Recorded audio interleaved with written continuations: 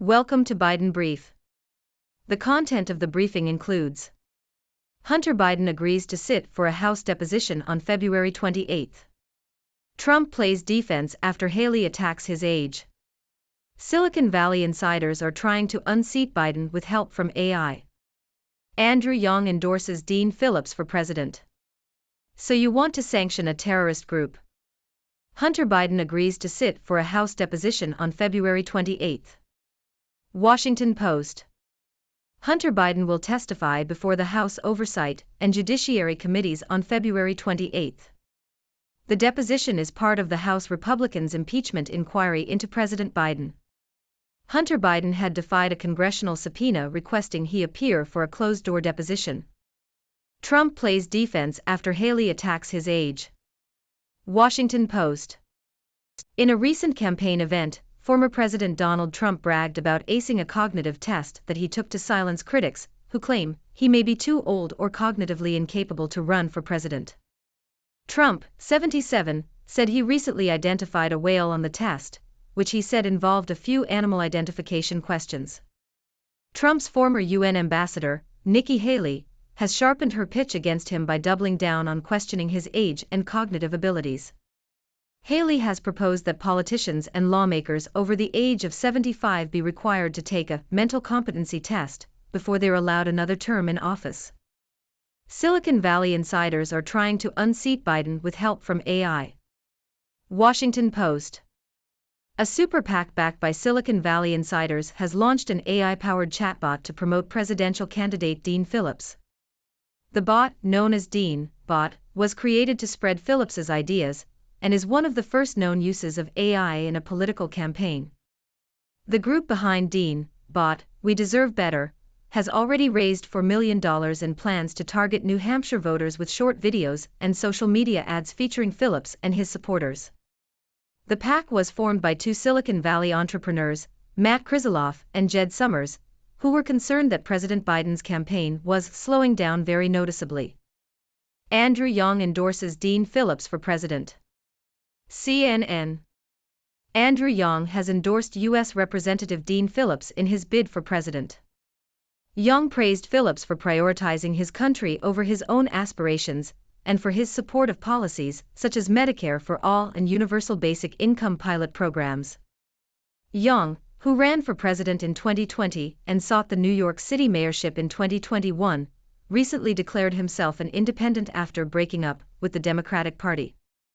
The New Hampshire Democratic primary is taking place on Tuesday, but no delegates will be awarded based on the primary due to non-compliance with the Democratic National Committee's rules. So you want to sanction a terrorist group? Foreign policy. The U.S. administration has designated Houthi rebels in Yemen as a specially designated global terrorist (SDGT) group, rather than a foreign terrorist organization (FTO), as it seeks to carve out exceptions for humanitarian aid and supplies to avoid the risk of criminal prosecution. SDGT designation offers the president more flexibility in implementing sanctions, allowing for exemptions and carve-outs. The Houthis had been removed from both the SDGT and FTO lists in 2021, but their recent attacks on global maritime trade in the Red Sea led to their redesignation. Critics argue that the SDGT label is a watered-down version of the FTO designation and appeases Iran-backed Houthi rebels. Aid organizations and humanitarian groups have criticized the move, arguing that sanctions will have a chilling effect on financial institutions, aid groups, suppliers and the local economy, making it harder for civilians in Houthi-controlled areas to access essential goods. Under an FTO designation, aid organizations could be at risk of prosecution for providing support to terrorist groups, even if the support was inadvertently given. The designation may also affect the flow of financial resources and supplies to the Houthi rebels, but analysts suggest that the impact will be limited, as the group is already isolated from the global financial system and adept at avoiding Western sanctions. The Biden administration has issued general licenses and carve-outs to the new SDGT designation in an effort to reassure aid groups and mitigate the impact of the sanctions, but this may not be sufficient. Critics argue that the designation is unlikely to deter the Houthis or Iran, and that airstrikes will continue to be necessary. The next NATO Secretary General is expected to be announced at the Major Alliance Summit in July in Washington. The gap between personal and national optimism isn't simply partisan. Washington Post. Americans have expressed that they are doing well despite viewing the national economy as gloomy, which is a bad sign for President Biden. The polling firm YouGov released new data measuring how views of Americans' personal situations diverge from their assessments of the country or Americans as a whole. Respondents consistently rated their own situation more positively than Americans as a whole. As you'd expect, the percentage of respondents saying a situation is terrible runs the opposite direction. If we break out the divides by party, we see some differences. It's time to act. McConnell pushes Ukraine border plan despite Johnson's doubts. Washington Post. Senate Minority Leader Mitch McConnell has declared that he will no longer try to placate Ukraine skeptics in the Republican Congressional Caucus. McConnell's decision comes after a meeting with President Joe Biden and congressional leaders. The meeting discussed the $110 billion supplemental spending request that will support Ukraine's defense against Russia, help Israel and Taiwan, and provide billions of dollars to shore up the U.S. border along Mexico. McConnell argued that the only way to settle the final hurdles was to move beyond the secretive negotiations that have Southwest far taken place. McConnell, who believes that the best solution is a fresh flow of U.S. funding to the front line, has rejected opposition from Republicans such as House Speaker Mike Johnson, who questioned whether the U.S. should continue to provide funding to Ukraine. House committee calls on Austin to testify on secret hospitalization. Yahoo! The chairman of the House Armed Services Committee, Mike Rogers, has called on the U.S. Defense Secretary, Lloyd Austin, to testify publicly about his recent hospitalization, during which the Pentagon chief failed to inform Congress and the White House. Austin was hospitalized on January 1 for complications related to a December surgery to treat prostate cancer, but did not notify President Joe Biden or top White House officials until 3 days after his admittance. Rogers has criticized Austin for failing to answer questions posed by the committee, and has demanded that he appear at a hearing on February 14. So sad and scared, asylum fears mount as White House hints at border deal. Al Jazeera. The White House is pressuring members of Congress to reach a deal that would provide aid to Ukraine in exchange for potential asylum restrictions on migrants and asylum seekers. Advocates for asylum rights have condemned the potential deal as extortion and hostage-taking. The terms of the plan are not yet public, but Representative Nanette Diaz-Barragán warned that it is expected to include expanded enforcement, deportations, changes to make it harder to get asylum, and possibly limits to the president's parole authority. Democrats are being urged by progressive and Hispanic legislators not to accept major changes to U.S. border law as part of any deal. The White House has sought continued aid to Ukraine, including military funds for Israel and Taiwan, as well as other security spending. Republicans have made further Ukraine aid contingent on changes to curb migration and asylum at the southern border. Recent media reports indicate that Senate and White House negotiators have agreed to policies reminiscent of those enacted under former President Donald Trump, including higher eligibility standards for asylum seekers and expanded categories of arrivals who can be detained. Netanyahu's apparent rejection of a post-war Palestinian state adds to tensions with Biden administration. CNN. Israeli Prime Minister Benjamin Netanyahu has appeared to reject the idea of creating a Palestinian state, a statement that could contribute to growing tensions between Washington and Jerusalem. Netanyahu's comments are a direct contradiction to U.S. President Joe Biden's long-standing position advocating for a two-state solution to the Israeli-Palestinian conflict. American officials have said they will not allow Netanyahu's apparent rejection of a Palestinian state to stop them from pressing the matter with their Israeli counterparts. U.S. Congress expected to pass legislation averting government shutdown. Financial Times. The U.S. House of Representatives has passed a short-term spending bill that will prevent a government shutdown. The bill, which had already been approved by the Senate, will extend government spending at current levels until March 1 for some federal agencies and March 8 for others. The passing of the bill will allow lawmakers to focus on negotiations for aid to Ukraine. The bill gives Capitol Hill leaders time to work out a more permanent funding solution, building on a $1.66 trillion spending deal agreed earlier this month. U.S. battle with Houthi rebels shows no signs of stopping. The Hill opinion. The Houthi rebels in Yemen are continuing to attack ships in the Red Sea despite U.S. strikes, putting the Biden administration in a difficult position as it tries to stop the group's aggression and resume global trade operations. The U.S. has launched a series of strikes on Houthi assets in Yemen, but the group has remained intact and vowed to continue its attacks. The conflict is likely to continue, which will exacerbate shipping disruptions, worsen the humanitarian crisis in Yemen, and inflame tensions in the Middle East. The Houthi rebels have tied their operations to Israel's war in Gaza, and have pledged to keep fighting as long as Israeli soldiers continue their fight. The top concern for the Pentagon is how to resume global trade through the Red Sea, as shipping prices are surging and companies are forced to avoid the Red Sea route. The U.S. has resorted to strikes after other deterrence efforts failed, but the Houthis have responded with more attacks after each strike. The U.S. has also designated the Houthis as specially designated global terrorists, but it is unclear if this will deter the group. The designation could also deepen the humanitarian crisis in Yemen and hinder peace talks between the Houthis and the Yemeni government. Johnson feels heat from Trump, conservatives to reject Senate border deal. The Hill opinion. Speaker Mike Johnson, Republican Louisiana, is under pressure from conservatives and former President Trump to reject an emerging bipartisan border and Ukraine aid package even as he gets the squeeze from the Senate GOP and White House. Republican senators in support of the deal argue that the leverage of Ukraine aid has given them a unique opportunity to secure key border reforms from a Democratic administration, but the former president, who Johnson says he has consulted, is urging him to reject any legislation that isn't perfect. The situation leaves little space to operate for the speaker, who retains a historically slim House majority and is already dealing with rumblings about a move to oust him. The speaker emerged from a White House meeting with President Biden and congressional leaders Wednesday, which Senator Josh Hawley, Republican Missouri, said appeared designed to strong-arm him into accepting the Senate deal, remaining highly critical of its reported contents and renewing his calls for Biden to take executive actions at the border.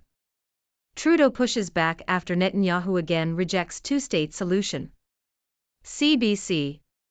Canadian Prime Minister Justin Trudeau has criticized Israeli Prime Minister Benjamin Netanyahu's position on Palestinian statehood. Trudeau stated that Canada believes in a two-state solution, and that the only way forward for a safe and secure Israel is to have a Palestinian state that is also safe and secure. Netanyahu, on the other hand, claimed in a nationally televised speech that the two-state solution is dead, and that Israel needs security control of all territory west of the Jordan River. Netanyahu's position sets up a potential conflict with U.S. President Joe Biden, who has been pressuring Israel to commit to a plan for the post-Gaza war period that includes a clear roadmap to a sovereign, independent Palestinian state. All of Israel's Western allies, including Canada and the U.S., have expressed support for a two-state solution based on the principle of land for peace. Netanyahu's remarks have also been criticized by the Palestinian delegate to Canada, Mona Abouamara, who called for the international community to implement the Oslo Accords and hold Israel accountable. The Canadian government's policy on the Israeli-Palestinian conflict is based on the Oslo Accords and subsequent agreements, which call for the creation of a sovereign, independent, viable, democratic, and territorially contiguous Palestinian state. Overall, Trudeau's criticism of Netanyahu's position reinforces Canada's long-standing support for a two-state solution and highlights the potential conflict between Israel and its Western allies, particularly the U.S., over the issue of Palestinian statehood. It remains to be seen how this conflict will play out, and whether it will impact the prospects for a resolution to the Israeli-Palestinian conflict. Biden and New Hampshire Democrats have a lot riding on a low-key write-in campaign. CNN. Joe Biden supporters would rather he win Tuesday's Democratic primary in New Hampshire. State Democratic leaders want that too. But the trick for everyone involved has been figuring out how to make that happen since the president's name doesn't appear on the ballot. That's left the state's Democratic establishment trying to spread the word about an unofficial campaign to write in Biden's name, but not spread it so loudly that they risk embarrassing the president and themselves if someone else like Minnesota Representative Dean Phillips wins. Will Taiwan's next president be the China hawk Washington wants? Foreign policy. U.S. officials and experts are assessing Taiwan's newly elected president, Lai Ching-te, to determine whether he will address the threat of a possible Chinese invasion with the same urgency as the U.S. Lai is a member of the Democratic Progressive Party, DPP, and is known for advocating for an independent Taiwan. However, he has also stated that there is no need for Taiwan to declare independence, as it is already effectively a sovereign state. The U.S. has been urging Taiwan to focus on deterring a Chinese invasion by strengthening its defense capabilities. While Taiwan has increased its defense budget and improved its air and sea combat capabilities under outgoing President Tsai Ing-wen, its spending has been dwarfed by Beijing. The Biden administration is pushing for Taiwan to focus on weapons that will directly impact deterring China. However, Taiwan's bureaucracy may hinder progress, as the Ministry of National Defense has historically favored buying larger weapons systems. Furthermore, Taiwan's young population may not be convinced of the threat of an invasion, and may be more concerned with economic stability. Lawsuit in Chicago is the latest legal fight over Texas moving migrants to U.S. cities. The Toronto Star. A Texas transportation company is taking the third largest city in the U.S. to federal court, amid a larger political battle involving federal immigration policy and arguments about the rights and treatment of asylum seekers. Since 2022, Texas has sent more than 100,000 migrants to Democrat-led sanctuary cities, as it has handled surging numbers at the Mexico-U.S. border in recent years. The state has contracts with multiple bus companies to send asylum seekers north and recently began chartering planes. However, the influx has overwhelmed major U.S. cities, namely Chicago, New York and Denver, with mayors making their own pleas for federal help. The lawsuit by the Texas-based Wind Transportation against Chicago was filed in early January, but received little attention until local media reported on it this week. Governor Abbott's administration had contracted the transportation company that is based in Irving, Texas near Dallas, to transport migrants. Late last year, Chicago cracked down on what it called rogue buses, and passed rules requiring them to drop off during particular hours in a stretch of downtown designated as the landing zone. Why an Army Special Forces vet remains in custody on January 6 charges. Yahoo! A former Special Forces soldier accused of participating in the January 6 Capitol riots is still awaiting trial 3 years after the attack took place. Jeffrey McKellop, 58, is a retired Army veteran who had served with the 3rd Special Forces Group. McKellop is one of 1,265 people charged in relation to the Capitol attack. He is facing a total of 18 charges, including 10 counts of assaulting, resisting, or impeding officers, 2 counts of doing so with a deadly or dangerous weapon, 1 count of civil disorder, 1 count of entering and remaining on restricted grounds with a deadly or dangerous weapon, 1 count of disorderly and disruptive conduct on restricted grounds with a deadly or dangerous weapon, 1 count of engaging in physical violence on restricted grounds with a deadly or dangerous weapon, and 1 count of engaging in physical violence within the Capitol grounds. McKellop has pleaded not guilty to all charges. His trial has been scheduled for May 2023. Pennsylvania can't stop young adults from openly carrying guns during emergencies, U.S. court rules.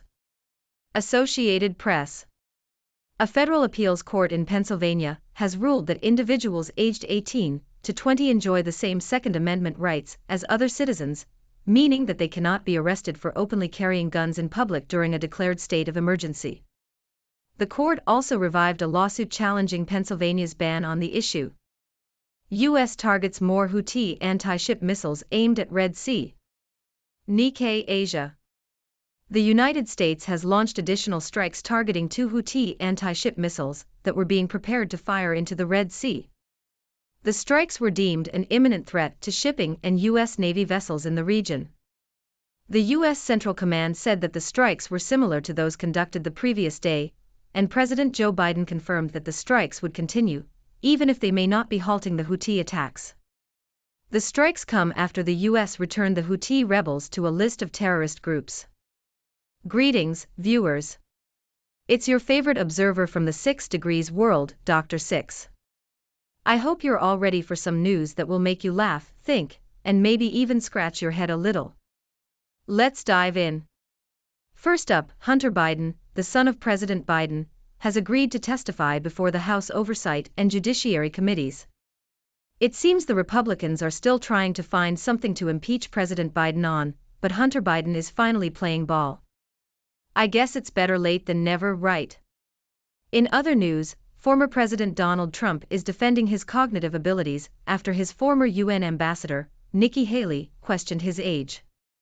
Trump claims to have aced a cognitive test, which apparently involved identifying a whale.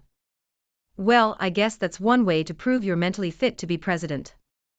Meanwhile, Silicon Valley insiders are trying to unseat President Biden with the help of AI. Yes, you heard that right. They've created an AI-powered chatbot to promote presidential candidate Dean Phillips. I can't wait to see how this plays out. Will the chatbot convince voters to support Phillips, or will it just end up in a never-ending loop of cat videos? Speaking of endorsements, Andrew Yang has thrown his support behind Dean Phillips.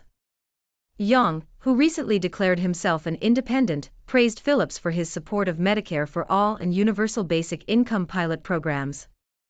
It seems like Yang is really embracing his newfound independence, and who can blame him? Politics can be a real circus sometimes. Now, let's talk about terrorism and sanctions. The U.S. has designated Houthi rebels in Yemen as a specially designated global terrorist group. This move has sparked a debate about the impact of sanctions on aid organizations and the local economy. Critics argue that sanctions will make it harder for civilians in Houthi-controlled areas to access essential goods, while others believe it's necessary to deter the rebels. Personally, I think we should all just sit down and have a nice cup of tea. It might not solve the problem, but at least we'll be relaxed. Moving on, there seems to be a disconnect between personal and national optimism in the U.S. Americans are feeling pretty good about their personal situations, but not so great about the national economy. This could spell trouble for President Biden, as people tend to vote with their wallets. So, Mr. President, maybe it's time to break out the money printing machine. In other news, Senate Minority Leader Mitch McConnell is pushing for a Ukraine border plan despite doubts from his colleagues. McConnell wants to provide funding to Ukraine and strengthen the U.S. border with Mexico, but not everyone is on board. It looks like McConnell is trying to play both sides of the aisle, but will he succeed? Only time will tell. And finally, Canadian Prime Minister Justin Trudeau has criticized Israeli Prime Minister Benjamin Netanyahu's rejection of a two-state solution. Trudeau believes that both Israel and Palestine should have their own safe and secure states. I have to say, Trudeau is really nailing that diplomacy thing. Maybe he should give lessons to some other world leaders. Well, that's all the news I have for you today, folks. I hope you enjoyed this roundup of the latest happenings in the 6 Degrees world. Now it's your turn to join the discussion. What are your thoughts on these news stories? Do you think Hunter Biden's testimony will have any impact? Should politicians be required to take mental competency tests? Let me know in the comments below. And as always, stay curious and keep exploring the 6 Degrees world. Thank you for tuning in. The content above showcases the latest briefing reports and analytical synopses, thoughtfully curated by the 6Do team. These insights stem from a wide array of reputable media outlets, think tanks, government sources, and specialized experts worldwide. We encourage you to explore these sources for a comprehensive perspective. Keep in mind that while the content may not always align with the official standpoint of 6Do Brief, it's not meant to be taken as absolute directives for decision-making. Comprising seasoned media professionals, learned scholars, and accomplished scientists, the 6Do team embodies a trailblazing, fully independent media entity. To customize 6Do Brief to meet your professional needs, you have the option to subscribe to a diverse array of briefings on our website, 6dobrief.com. Regardless of your location, you can conveniently receive 6Do Brief via email.